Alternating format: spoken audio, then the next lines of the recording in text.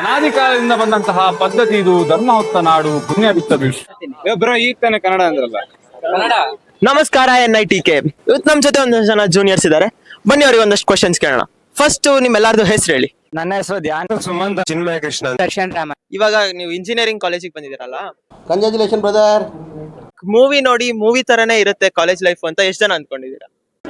ಹೇಳ್ರಪ್ಪ. ನಾನಂತೂ ಅದೇ ಎಕ್ಸ್ಪೆಕ್ಟೇಷನ್ ಇಕ್ಕೊಂಡ್ ಬಂದಿದೆ, ಓದೋದೇನು ಇರಲ್ಲ.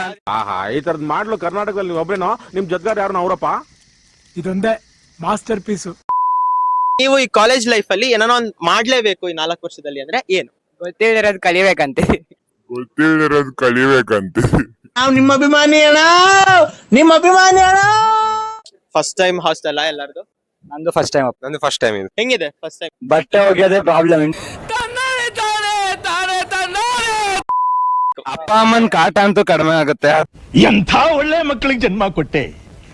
ಒಂದೊಂದು ಮುತ್ತು ಕಡೆ. ನೀವೆಲ್ಲ ನಾರ್ಮಲ್ ಆಗಿ ಫಿಲಮ್ಸ್ ನೋಡ್ತೀರಲ್ಲ, ಯಾವ ಫಿಲಮ್ ನೋಡಿ ಇಲ್ಲ ನನಗೆ ಈ ಫಿಲಮ್ ಇಂದ ಕಾಲೇಜ್ ಲೈಫ್ ಈ ಫಿಲಮ್ ತರ ಇರ್ಬೇಕು ಅಂತ ಅನ್ಸಿತ್ತು? ಕಿರಿಕ್ ಪಾರ್ಟಿ.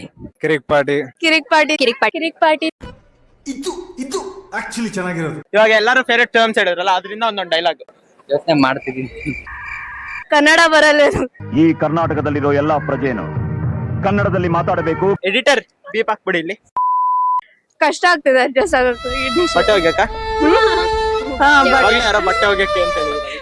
10 ರೂಪಾಯಿ ಒಂದು ಬಟ್ಟೆ ಆಯ್ತು ಬಿಡ್ರಪ್ಪ, ನಾವು ಬಡವರು. How's the Josh for Parva 2024? Full high.